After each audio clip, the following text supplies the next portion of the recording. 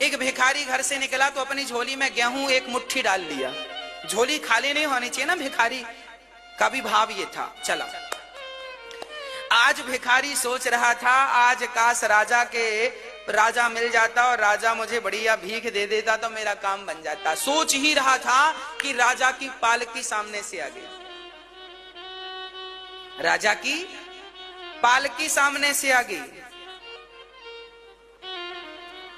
आज राजा पालकी से उतरा, भिखारी ने देखा राजा आ रहा है, शायद मुझे भीख देगा। भिखारी प्रसन्न हुआ, तभी राजा पालकी से उतरा और भिखारी के सामने आकर खड़ा हो गया। भिखारी दंग रह गया, जब सोच रहा तो वही हुआ, लगता है राजा देगा, पर उल्टा हुआ।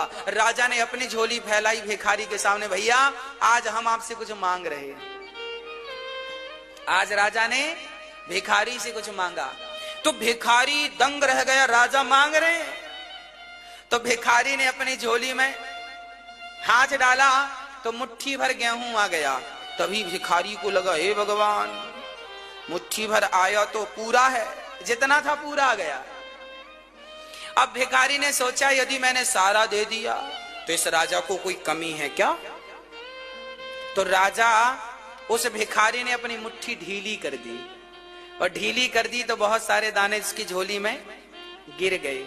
मात्र 8-10 दाने रह गए। तो 8-10 दाने भिखारी ने राजा को यूं दे दिया, ये लो। राजा लेकर चले गए।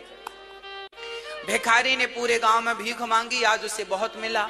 जब घर लेकर आया, उसने सारा अनाज रखा तो उसने देखा कि उसके अनाजों में कुछ चमक रहा है। ध्यान से देखा तो उतने ही दाने सोने के हो गए थे जितने दाने उन्होंने राजा को दान में दिए थे। 8 गेहूं के दाने उन्होंने राजा को 8-10 दाने तो देखा तो 8-10 दाने गेहूं के वो सोना बन चुके थे। अब भिखारी रोया, हे भगवान, मुट्ठी भरी थी पूरी दे दिया होता तो पूरा सोना बन जाता, ये 10 ही सोना बना। मतलब आप जितना दे रहे हैं वो आपको सोने की कीमत दे करके जाएगा, सोना बनकर आपको मिलेगा। दिया हुआ दान कभी व्यर्थ नहीं जाता। जितना हम देते हैं, अरे किसान खेत में 1 कुंटल गेहूं डालता है तो 4 महीने में 20-25 कुंटल आता है कि नहीं। जब जमीन, जब भारत माता, जब मिट्टी 25 गुना करके लौटाती है तो विचार करो बिहारी जी कितने गुना करके लौटाएंगे।